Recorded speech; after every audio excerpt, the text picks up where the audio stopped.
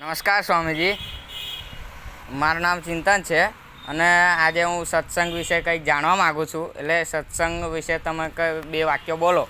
સંસ્કાર. સત્સંગ એટલે સત્યનો સંગ. કોઈ ધાર્મિક વાત કરે એને પણ સત્સંગ કહેવાય, પણ જો જીવનનું આચરણ સારું કરે ને એને પણ સત્સંગ કહેવાય. એટલે રામાયણમાં લખ્યું છે કે બિનુ સત્સંગ વિવેક ન હોય, રામ કૃપા બિન સુલભ ન સોઈ. સત્સંગ વગર વિવેક ના આવે અને રામની કૃપા હોય તો જ વિવેક આવે છે.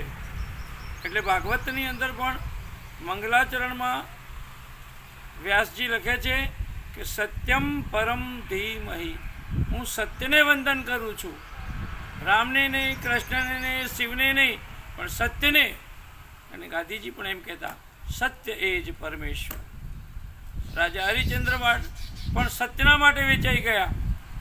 કોઈ વેચે છે મેળીને માળિયા રે, કોઈ વેચે છે ગામને ગરાસ રાજા. હરિચંદ્ર વેચાણ સત્ય કારણે રે. સત્યને એટલે જ આદિ શંકરાચાર્ય લખ્યું છે ચરપટ પંજરીમાં, સત્સંગત્વે નિસંગત્વે, નિસંગત્વે નિર્મોહત્વમ, નિર્મોહત્વે નિશ્ચલ ચિત્તે, નિશ્ચલ ચિત્તે જીવન મુક્તિ.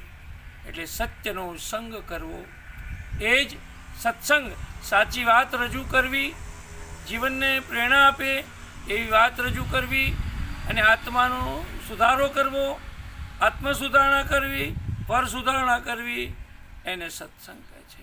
ઋષિમુનિઓએ મોટાભાગે સત્સંગ જ જગતને આપ્યો છે.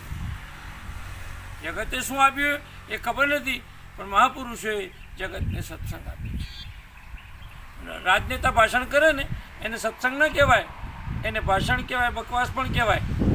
કોઈ સંત ઋષિ બોલે, કોઈ સારી વ્યક્તિ બોલે, જીવન ઉપયોગી વાત હોય, ધર્મને લગતી વાત હોય, સનાતન ધર્મની વાત હોય, એને સત્સંગ કહેવાય. તોડવાની વાત હોય, કોઈને રીબાવાની વાત હોય, એને સત્સંગ કહેવાય નહીં.